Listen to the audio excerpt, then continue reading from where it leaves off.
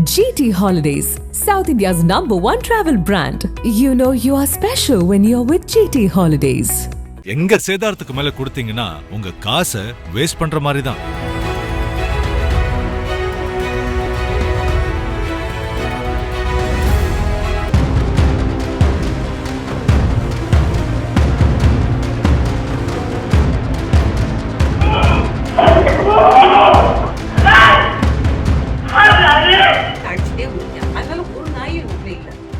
சிவகாசி பழனி ஆண்டவர்புரம் காலனியைச் சேர்ந்தவர் 70 வயதான மூதாட்டி மகேஸ்வரி.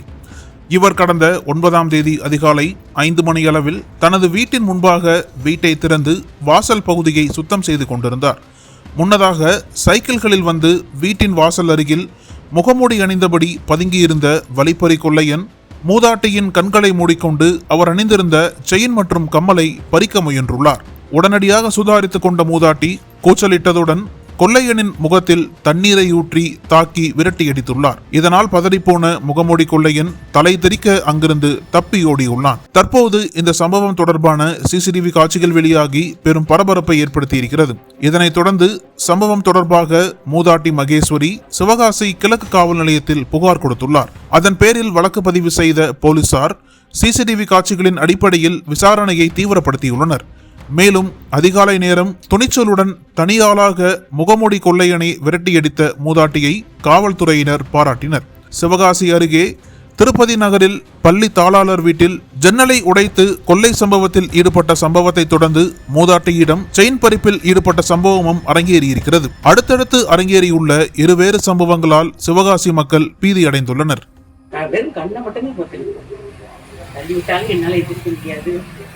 போய் அவன்கிட்ட கதவை போட்டுனாலும் எனக்கு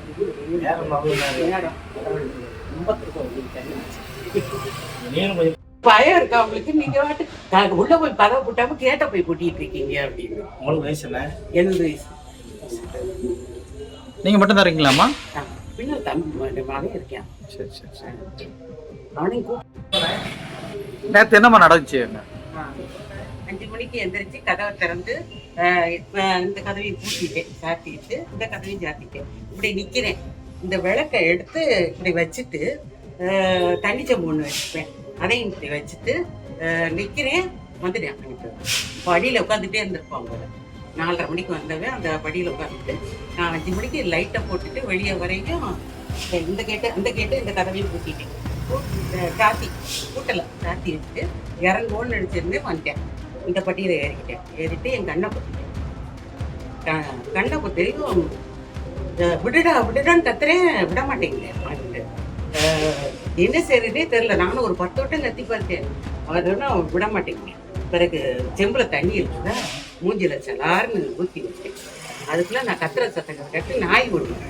இந்த 2 வீட்டுக்கு அடுத்தாப்புல ஒரு நாய் அவங்க காம்பவுண்டுக்குள்ள கெட்டிப்படாம ஓடிக்கிட்டே இருக்கும். அந்த நாய் கொலைச்சிருச்சு.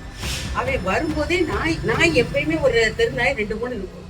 அதை என்ன கல்லால் அடிச்சுட்டு, இந்த வீடியோல பார்த்ததுல கல்லால் அடிச்சுட்டே வந்திருக்கேன். அதனால ஒரு நாயும் எனக்குள்ள இல்லை. இல்லாட்டா நாய் கொலைக்கும் எல்லாம் செய்யும். என்ன தெரியும் நல்லா. இப்ப பாருங்க கிடக்கு பாருங்க நாய். அது அந்த நேரத்து கிடக்கல. அதை அந்த வேற வீடியோல காட்டுறாங்க. கல்லை போட்டு அடிச்சுக்கிட்டே வந்திருக்கேன். 4 மணில இருந்து 4 மணி சைக்கிள்ல தான் போயிருக்கேன். அதுக்கு வீடியோல தெரியுது.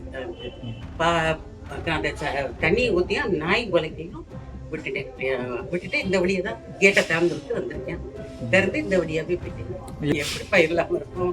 கண்ணை பொத்து எதுக்கு புத்துறானே தெரியல எனக்கு. இது எல்லாரும் வாய்தான் புத்துவாங்க இல்லை. அதனால எனக்கு கடவுள் ரொம்ப கருணை பண்ணிருக்காரு. ஆள் யாரு எதுன்னு தெரிஞ்சா எல்லாம் ஒண்ணுமே தெரியல.